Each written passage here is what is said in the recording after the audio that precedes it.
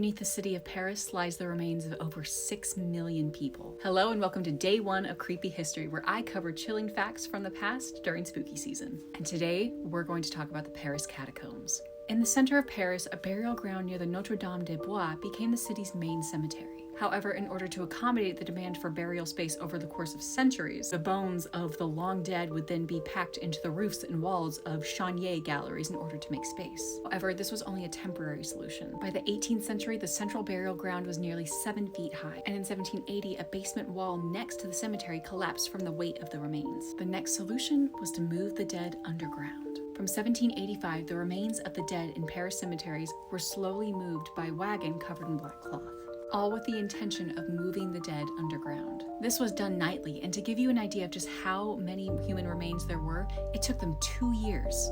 2 years. Some of the remains included famous figures like Charlotte Corday, the assassin of Jean-Paul Marat, as well as Maximilien Robespierre and Madame du Barry, the famous mistress of Louis XV. First, the remains were very disorganized, but from 1810 onwards, efforts were made to organize the remains into more of a mausoleum.